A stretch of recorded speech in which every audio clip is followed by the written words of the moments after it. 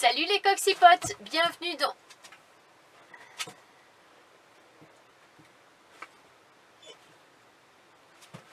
Salut les coccypotes, bienvenue dans cette nouvelle vidéo dans laquelle je vous emmène au marché de Egisheim, Egisheim, je ne sais pas comment est-ce qu'on dit. J'ai lu dans les commentaires que vous êtes morts de rire face à mes nombreuses prononciations foireuses, hein, voilà. Ainsi que Colmar où je vais rencontrer Anne, une coccypote vraiment trop gentille, trop mimi. Vous le verrez, vraiment elle m'a fait trop rire quand j'ai revu le montage, j'ai repensé à ces bons moments et c'était vraiment incroyable. J'ai rencontré des gens tout simplement géniaux, avec un cœur incroyable, gros comme ça. Et voilà, je ne regrette absolument pas d'avoir rencontré toutes ces belles personnes sur mon chemin alsacien. Donc ce sera effectivement les derniers marchés de Noël, puisque dans la prochaine vidéo, eh bien, je prendrai la route vers le sud. Donc je ne traînerai pas. En 5 jours, je serai déjà au Salagou. Mais avant, je vous partagerai, comme d'habitude bien entendu, des petites balades, le Malzieu-Ville. Je vous filmerai un petit peu le Salagou.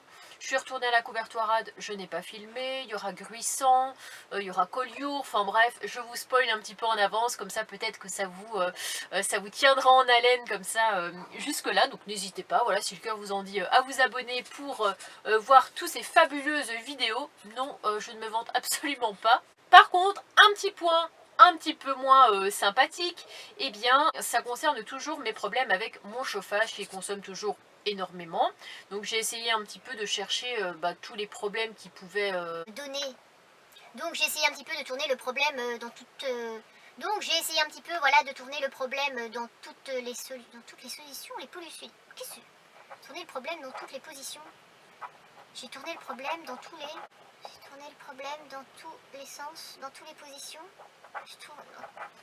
Aide-moi Nani, s'il te plaît, merci. Débrouille-toi toute seule. J'ai tourné le problème un petit peu dans tous les coins.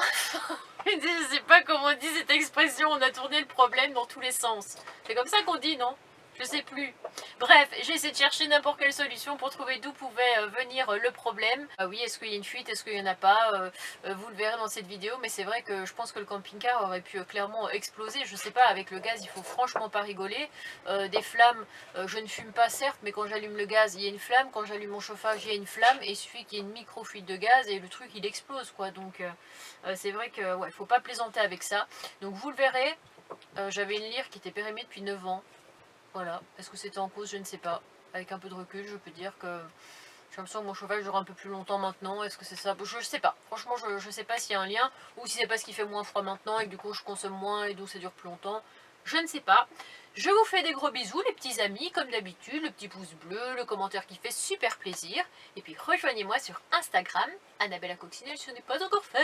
Salut les petits amis.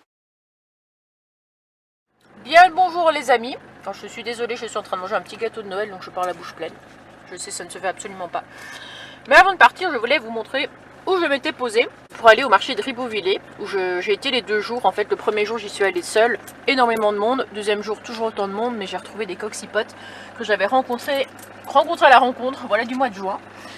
Donc je me suis posée comme ça au niveau des vignes, où je suis restée de samedi à lundi, donc jusqu'à aujourd'hui. Alors c'est pas du tout l'endroit où habituellement je dormirais, même si ça paraît calme comme ça, en se disant là-bas, en fait, ce sont des vignes. Tout ça, c'est les chemins de vignes, tout ça. Donc aussi, ça va, c'est calme. Mais dites-vous bien, je ne l'ai pas filmé, mais tout le week-end, il y avait du monde, mais du monde comme ça tout le long. Chaque millimètre carré était pris par des voitures, il y avait des camping-cars qui sont restés aussi le week-end. Ça circulait énormément sur cette route. C'est pas du tout l'endroit où je dormirais habituellement. Bon, Koda est en train de péter un câble avec ses jouets derrière. Mais voilà, ça a quand même été tranquille la nuit, donc je suis restée. Et là, je vais vous emmener à Egisheim, qui est l'un des plus beaux villages de France. Et puis Colmar ce soir. Voilà, ce sera les 2 derniers marchés de ma petite épopée alsacienne. Regardez, je viens d'arriver sous la neige. Alors, c'est vrai que la route était quand même assez dégagée. Mais par contre, ici, on est dans un espèce de petit lotissement. Donc, regardez la neige qui tapit le sol, la neige qui tombe. Oh là là. Je pense que l'Alsace ne pouvait pas me faire un plus beau cadeau que de m'offrir cette neige juste avant de partir. Alors c'est vrai qu'il a neigé un petit peu à certains moments, mais pas autant. Et voilà, donc je suis vraiment trop contente. Je pense que je vais laisser Koda un petit peu sortir pour qu'il découvre la neige de plus près. Parce qu'il en a vu un petit peu, mais vite fait, alors que là, comme on voit, il y a vraiment de la neige partout et qui tombe. Réaction en direct. Allez. Il se dit mais qu'est-ce donc que cette chose blanche au sol comme ça? Il est plein de neige. T'es content? Bon, on a déjà été faire la balade de 20 minutes, là, d'une demi-heure, donc je vais pas le repromener ici, mais voilà, c'était pour vous montrer un petit peu sa réaction, enfin moi-même voir sa réaction en fait. Je pense qu'il n'y en a pas assez pour qu'il soit foufou, mais déjà il se dit qu'il y a un bins là. C'est de l'eau qui mouille, mais bizarrement. Comment vous dire que je suis littéralement recouverte de neige, je n'y vois plus rien à travers mes lunettes. J'aurais dû prendre mon parapluie, mais je me suis dit je vais trop galérer avec ma caméra plus le parapluie, donc je vais me contenter de venir comme ça, hein. Venez comme vous êtes, vous connaissez bien ce slogan. Voilà, je me suis sacrifiée pour vous littéralement, et tout ça pour qu'il y ait énormément de neige, de froid, et que j'ai pas du tout envie de sortir la caméra. Bon, je vais quand même essayer de faire des petits plans pour vous, mais j'avoue que j'ai peur que ça endommage un petit peu l'écran et le système, même si finalement il a déjà vécu la guerre, puisqu'il est tombé quand j'étais au marché de Kaisersberg. Donc voilà, on n'est plus à ça près non plus, mais bon quand même.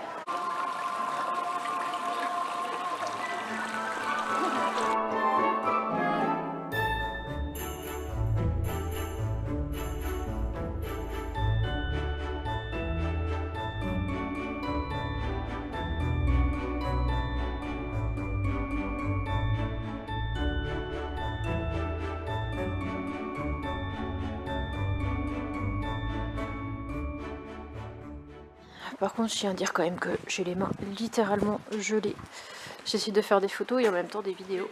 Mais ouais, je ne sens plus trop mes doigts.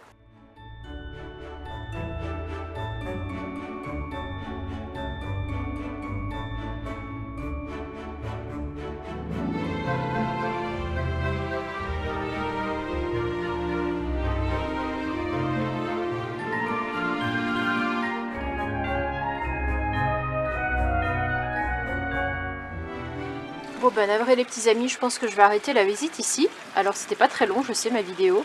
Après le village n'est pas très grand non plus, il y avait d'autres ruelles, etc. Mais il y a tellement de monde, on se marche dessus, on a beau être lundi, en fait il y a vraiment beaucoup de monde. Il y a beaucoup d'Espagnols, je suis assez étonnée parce que c'est vrai que l'Espagne n'est pas tout près. Mais apparemment bah, c'est vrai que les villages d'Alsace, après c'est réputé un petit peu partout en Europe. Donc il y a pas mal de touristes européens. Voilà, bah moi je pars direction Colmar, je vais retrouver une abonnée et puis faire mon dernier marché de Noël. Donc, du coup. Et on fait quelque chose comme un peu bien, non? Bah, je sais pas parce que là il y a du vent. Donc on va se mettre ici comme ça. Avec ça? Mais il est beau le potier. Non, mais on regardera après. Bon, et bien les petits amis, je me trouve avec Anne. Hello, c'est moi, bien sûr. Une coxipote qui habite Colmar. Et j'avais promis de passer la voir quand je serai dans le coin. Et chose promise, chose due, je suis là. C'est ça. Voilà. Et je fais guide Oui, guide touristique. touristique pour Annabelle. Voilà. Voilà. Et donc, où allons-nous? Découverte surprise dans la vieille ville, un peu partout.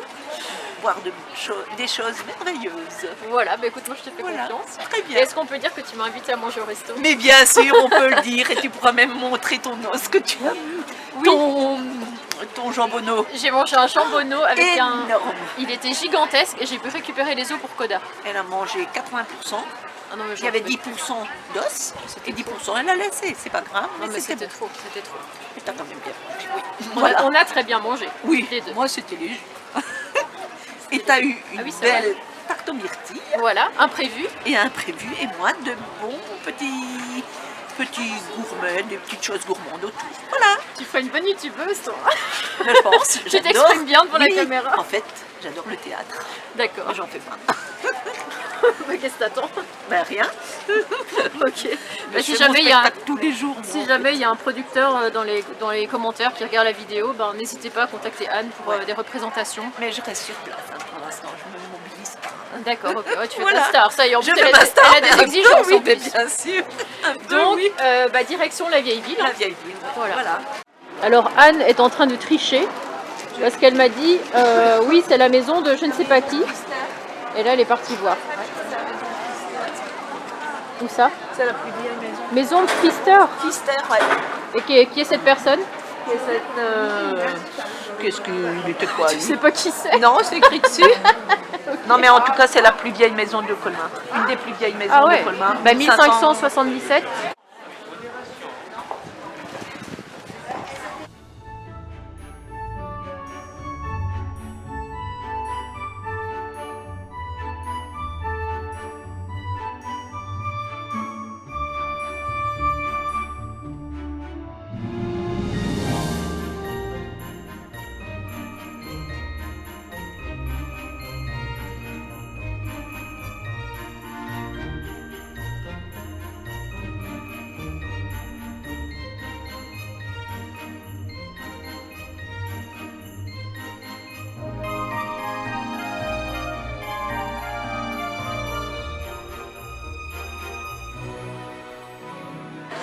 Allez, on s'est pris un petit jus de pomme chaud. Un petit jus de pomme chaud. Est-ce que tu connais? Oui, c'est délicieux. Ouais. Donc, comment t'as dit? Skelt.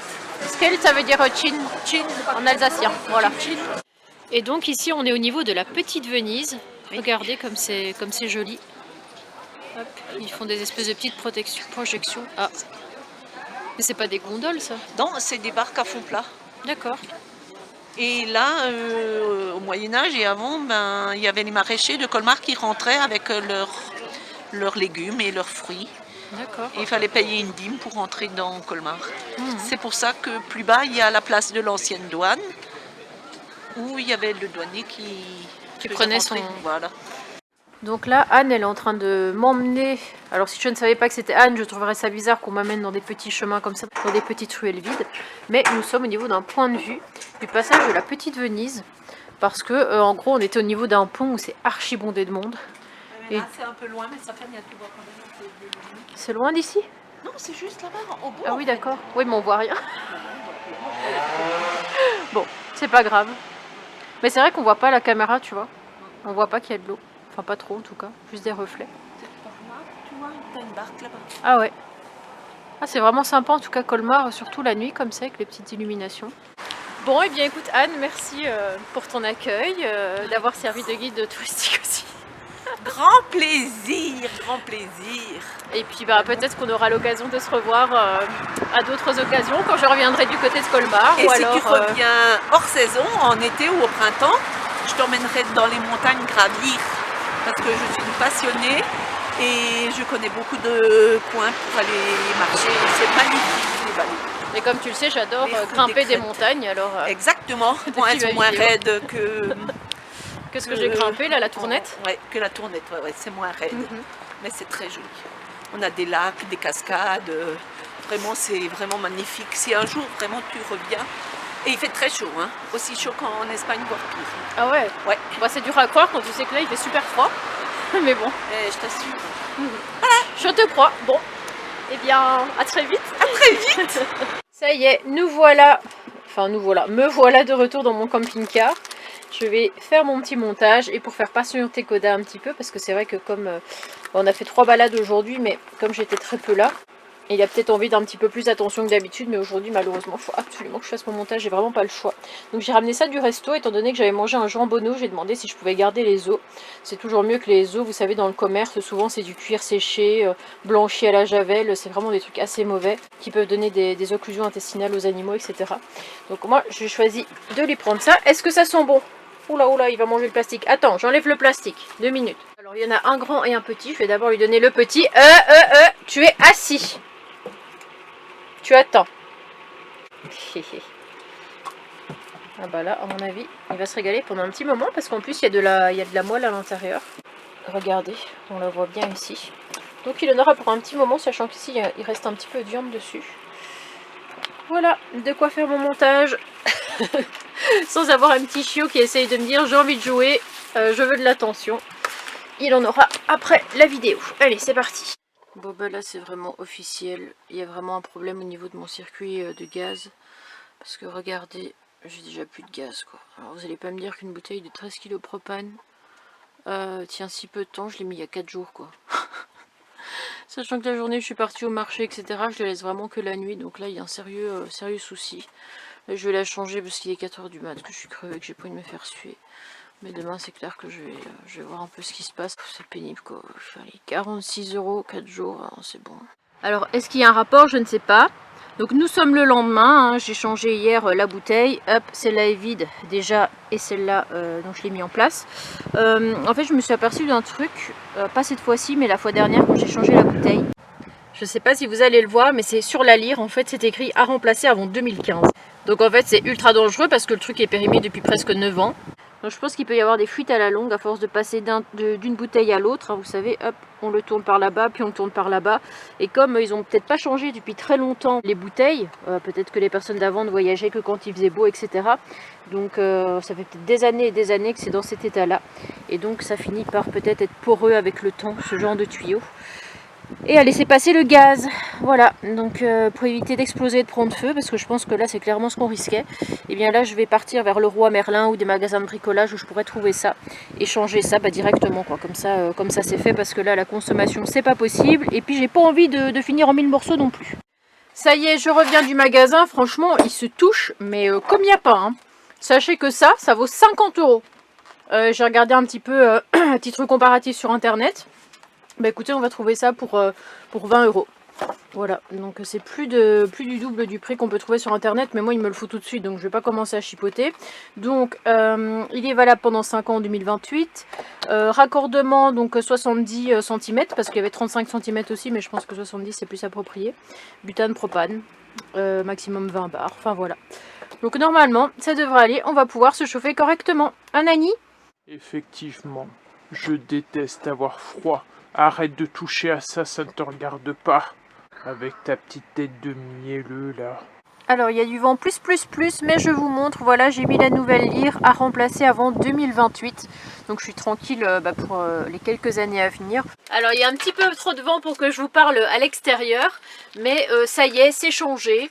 J'ai pas eu forcément de la difficulté, c'est pas très compliqué. On dévisse le bout, on dévisse l'autre bout, on rebouche un autre bout, on rebouche un autre bout. J'ai acheté également, et ça je vous l'ai pas montré, une espèce de clé exprès pour bien serrer au niveau de la bouteille de gaz, parce que c'est vrai que j'avais pas de clé et que souvent je faisais à la main et je faisais vraiment au max du max. Mais posons-nous la question, est-ce que la lyre plus le fait de ne pas fermer à fond, il n'y a pas eu un problème quelque part? Est-ce qu'il n'y a pas eu une perte de gaz à un moment donné?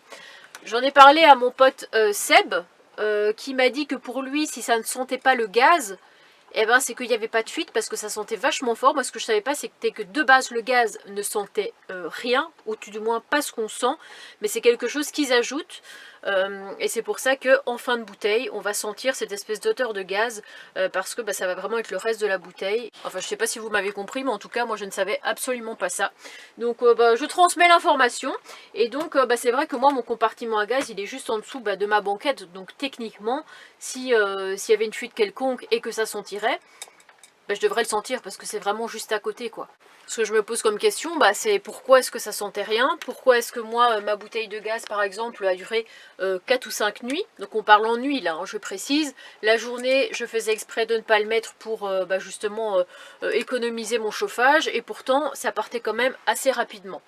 On est d'accord qu'il y avait quand même des grandes variations de température, que des fois la nuit il faisait -5, et que donc si je voulais une température de 14 à l'intérieur, il fallait quand même rajouter 19 degrés, ce qui n'est pas rien. Est-ce que c'est ça qui faisait que ça consommait beaucoup? Moi je trouve quand même que c'est bizarre de passer que 5 nuits avec ce chauffage, sachant que, ça je me rappelle plus si je vous l'ai dit, les nomades utopiques que j'avais rencontrés, qui avaient aussi une cellule Weinsberg, ont le même chauffage que moi, pile poil le même, et elles tiennent une semaine, mais H24. Genre nuit et jour, le chauffage tourne, parce que comme elles ont un bébé, c'est normal, il faut qu'il fasse toujours chaud, et dans le camping-car il fait 17. Donc comment on peut expliquer qu'elles consomment plus que moi? C'est vraiment... non, que moi je consomme plus qu'elle, c'est vraiment bizarre. Ou alors il y a peut-être l'entretien aussi du chauffage à faire. Je sais pas tous les combien de temps c'est, est-ce que c'est une fois par an. Mais en tout cas ce qui est sûr, c'est que pour l'instant je vais encore en avoir un tout petit peu besoin. Mais après de toute façon je pars vers le sud, vers l'Espagne, donc techniquement j'aurai plus besoin de chauffage. Je serai tranquille en tout cas à ce niveau là. Mais c'est vrai que j'avais un petit peu peur de mettre mon chauffage, du coup, parce que, ou même d'allumer mon gaz. Je me dis, imaginez s'il y a une fuite, j'allume mon gaz, j'explose à tout moment. Ça fait quand même assez peur, quoi, d'autant plus que au niveau de mon chauffage, on a une flamme en principe. Donc il suffit qu'il y ait une fuite, qu'il y ait du gaz qui part dans la flamme et que en fait qu'on explose quoi. Enfin moi c'est vraiment ma pire phobie, c'est même pas l'électricité ou des choses comme ça, c'est vraiment le gaz. J'ai une peur phobique de ça. Qu'est-ce que tu dis Nani? Tu veux t'exprimer sur le sujet? Non? Tu veux sauter? Qu'est-ce que tu veux faire? Voilà, c'est bien. Regardez-moi ça. Hein? Ce petit bonhomme qui nous fait des sauts là de kangourou. C'est fou ça. Bah ouais. Il est tard, file-moi la pâtée. Bon j'espère que cette vidéo vous aura plu. Comme vous l'avez vu, petit problème avec le gaz qui finalement a, j'espère, pu être résolu. Mais Ouais, bah écoutez, on verra bien. On verra bien. Comme j'ai dit en début de vidéo, pour l'instant, c'est vrai que depuis que j'ai changé la lyre et bien resserré la bouteille de gaz, je consomme moins. Alors, est-ce que c'est parce qu'il fait moins froid maintenant que je consomme moins? Franchement, je sais pas sur quelle base. Pour l'instant, voilà. Mes calculs ne sont pas encore vraiment faits en fonction, donc je ne sais pas. Mais comme j'ai dit, je pars au soleil, donc de toute façon, hein, on verra bien ça, je dirais bien au mois d'avril. Je vous fais de gros bisous, et bien portez-vous bien, hein, et puis rendez-vous pour la prochaine vidéo, ce sera certainement la visite du Malzuville. Je vous fais des petits bisous, et puis à très vite. Salut, salut les petits amis, je bug de ma tête.